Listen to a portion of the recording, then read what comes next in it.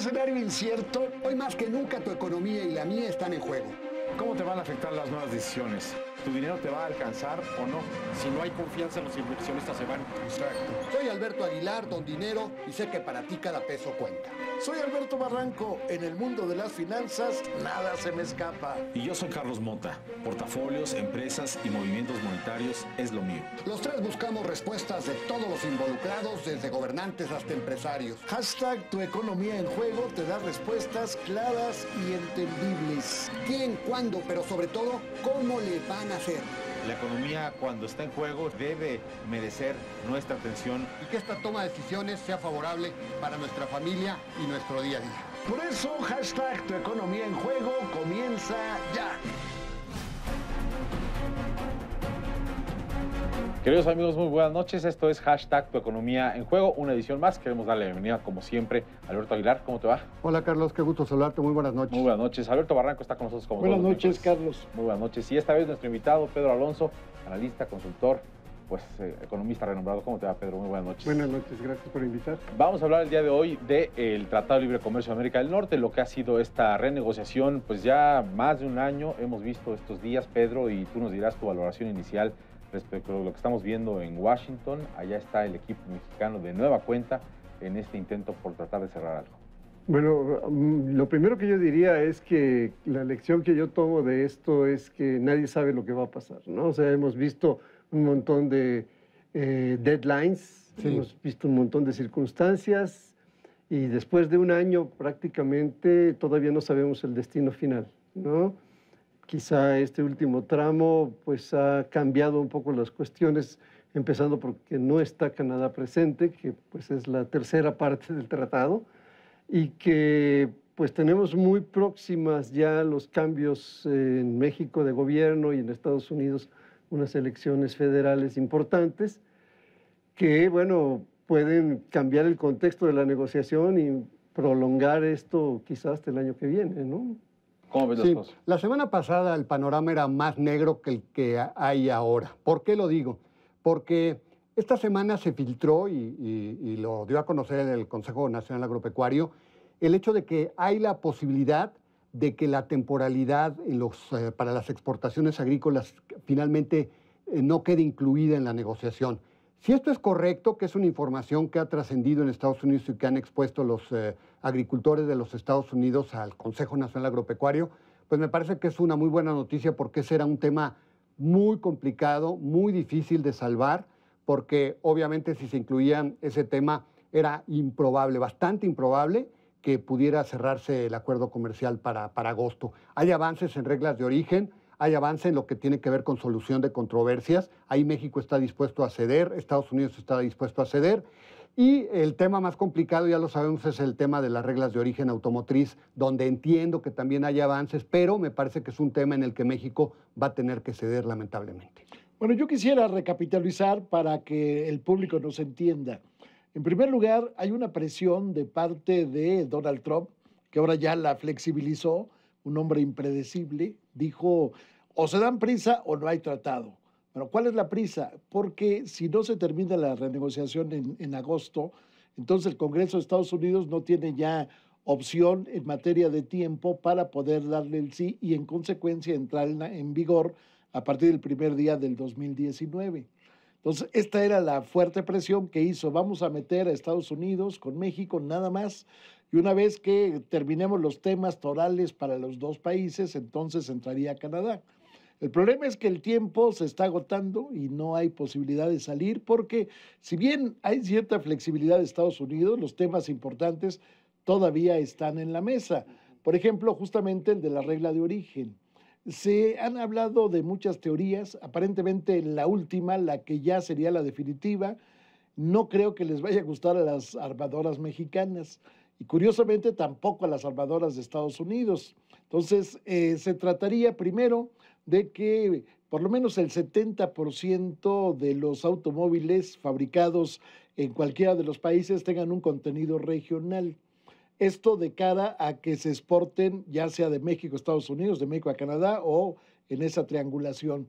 Y entonces se trata de otra cláusula en donde se habla que los trabajadores que hagan por lo menos el 40% del armado de los automóviles, que incluiría motores y alguna otra cosa, tengan un salario de $16 la hora, equivalente a 300 y tantos pesos, lo cual, bueno, en México Imposible. es imposible. Entonces, el problema toral es que independientemente de que las armadoras mexicanas aceptaran, resulta que Estados Unidos dice, no, no, no, yo no quiero. Las armadoras japonesas, las francesas, las inglesas que están en Estados Unidos, ya sabes qué, eso del 70% yo no lo acepto porque mis refacciones vienen de diferentes países distintos Sí, a la se región. quejaron. Ahora, hay un tema importante que ayer martes en el Wall Street Journal se publica pues una especie de trascendido reporteado por los reporteros del Wall Street Journal que dicen que Andrés Manuel López Obrador probablemente quisiera retar la parte energética del Tratado de Libre Comercio y lo acordado ya previamente en las negociaciones que se hicieron al inicio.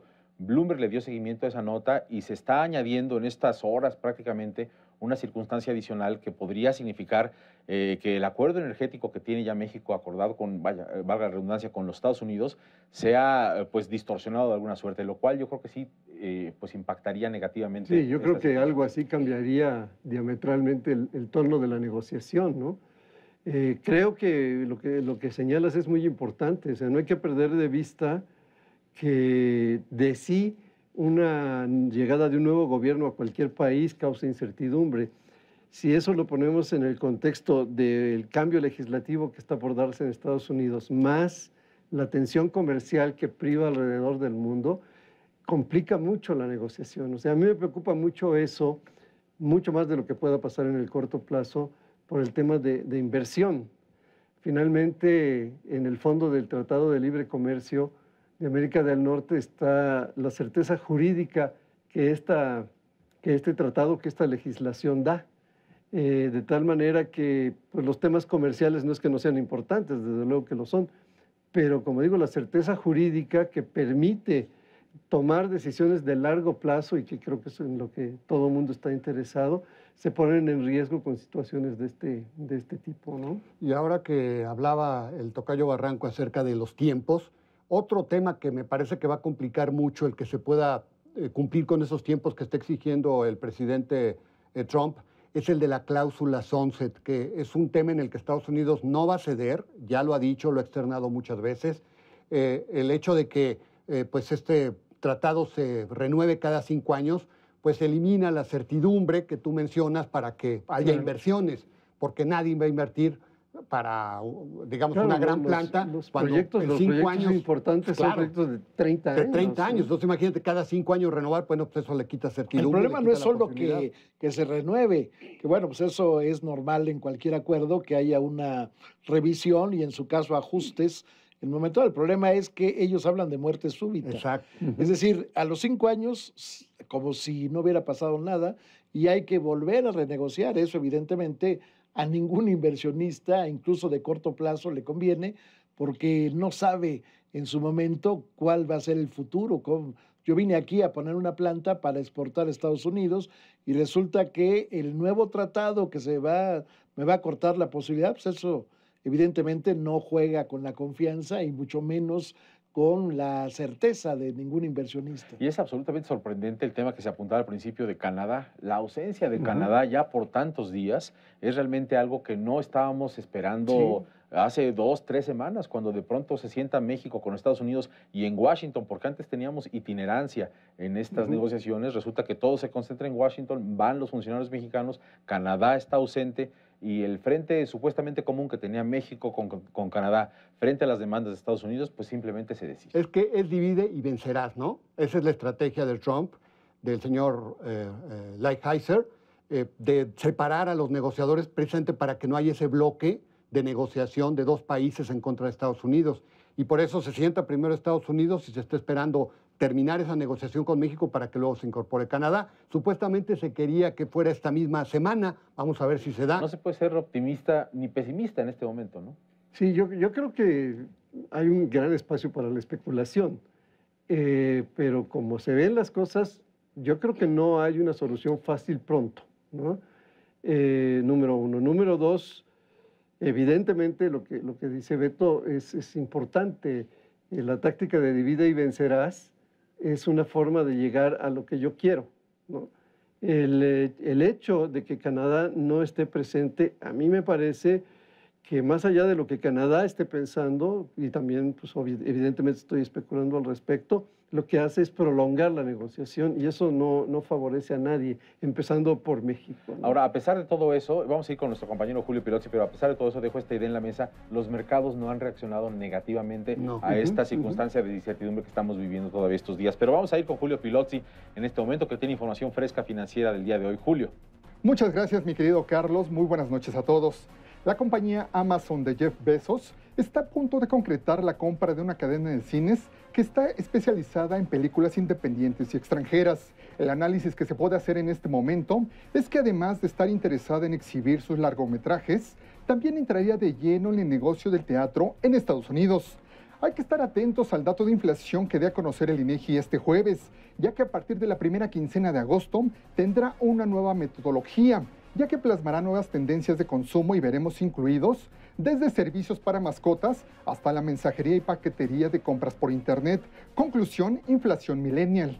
Y finalmente, vaya problema en el que está metido Elon Musk, ya que los inversionistas siguen sin creer en su promesa de hacer de la compañía Tesla una empresa privada. Sus acciones siguen cayendo en los mercados financieros de Nueva York y ya se habla que esta semana podría ser reemplazado del puesto directivo.